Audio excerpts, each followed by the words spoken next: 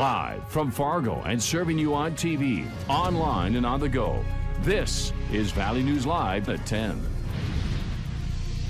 This just in, another local news station is reporting that a student at Oak Grove Lutheran School has been kicked out of school after a video recording device was found in the girls' dressing room. The device was found during a play performance Thursday night. The video was turned over to Fargo police on Friday. It was not uploaded to the internet. School officials sent a letter to parents telling them about the incident and that counseling services would be provided to the 31 girls impacted. We reached out to Fargo police. They say there is an open investigation going on at a Fargo school, but could not specify if that school was Oak Grove or what the investigation was about. Many parts of the valley were hit hard with heavy, wet snow today, and that led to closures for a number of schools, including the University of North Dakota. Snow plows have been out and about all day, working to keep the roads safe. Late this afternoon, we received reports of over a foot of snow in numerous counties in North Dakota and Minnesota. But where are we at now, and how will we be impacted tomorrow morning?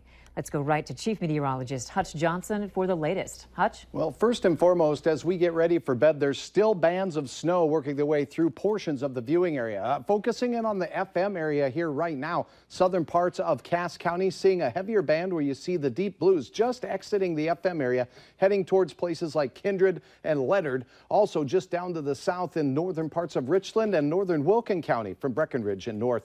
That heavy band is working its way off slowly to the east. Now in southeast North Dakota, all the way from Fargo to Jamestown, south to Edgeley and Ellendale, that's where we have that persistent snow band continuing tonight. And this is the area where I expect the best chance at seeing additional 2 to 4 inches as we go through the overnight hours. Now, places like Edgeley, places in Dickey County reporting anywhere from 8 to 10 inches of snow, with more on the way, and even higher snowfall amounts were reported up to the north today, just to the north in Hillsboro, 14 inches. Now, the latest report looks like snow for you is wrapping up as we head into the overnight hours. We have the winter storm warning continuing for the viewing area during the overnight hours.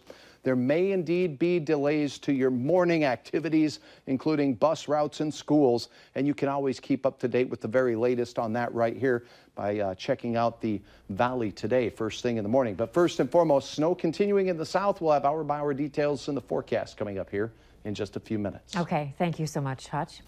Slick, slushy, and snow-covered. Those are just some of the conditions you could see out on the roads tonight. So if you have to drive, you can stay away from dangerous situations by staying up to date on the latest road conditions. We turn now to Valley News Team's Veronica Marshall for that. Veronica? Thanks, Andrea. I'm seeing a lot of wet pavement here in Fargo, and with temperatures still below freezing, icy roadways are a concern for drivers. Combine that with poor visibility and blowing snow, and you get a travel alert in the Fargo, Moorhead, and Grand Forks area. That means if you're on the road, drive slowly and make sure to wear your seatbelt. The North Dakota Department of Transportation is asking drivers not to travel at all in Dickinson, Jamestown, and Devils Lake. In Minnesota, drivers are being warned about high winds in Lake Park, Rothsay, and Mahnomen. Road conditions can change, so make sure you have the latest information before you even leave your house.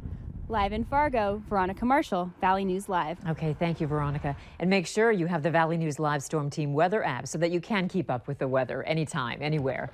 You'll get the latest forecasts and conditions so that you can plan your day. All you have to do is search VNL Weather in the App Store and download it for free. The Minnesota Department of Transportation has reopened the westbound lanes of I-94 between Downer and Highway 336 after they were closed due to an officer-involved shooting today. A woman was shot and a man is in custody after a trooper responded to a vehicle crash east of Moorhead. When the trooper arrived on the scene, he found a vehicle that had lost control and hit the median barrier. At some point, the trooper fired their weapon and hit the female, who fled into a nearby field and was later found and taken to Essentia Hospital in Fargo. The male passenger was taken into custody. The trooper involved was not injured and is on paid leave. The Minnesota Bureau of Criminal Apprehension is leading the investigation. The names of the suspects have not been released yet. Wet snow conditions made it hard for removal in certain areas today, leaving some residents wondering when their streets will be cleared. Crews were seen out working on snow emergency routes first before transitioning into residential areas. Yeah, we're going into the residential zones. If we don't get any more precipitation, we would have to replow our primary routes. Then, yeah, we should be through the residential zones by 3 a.m. The weather is also impacting travelers. Many flights today were delayed, some even canceled, to and from Hector International Airport in Fargo. Officials are working to rearrange and reschedule passengers. Nationwide today, there have been nearly 1,000 canceled flights.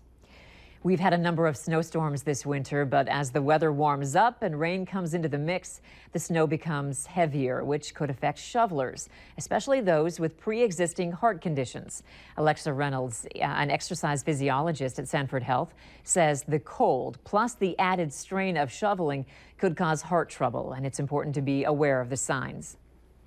The usual symptoms of a heart attack coming on for a patient would be chest discomfort, chest pain, shortness of breath. Some people get it where it will radiate into the jaw, neck, or back. So those are all things we want our patients to watch for as they're shoveling. The American Heart Association says anyone with an existing heart condition should consult a doctor before shoveling. Trash day got a bit more dangerous today for a crew in Bismarck.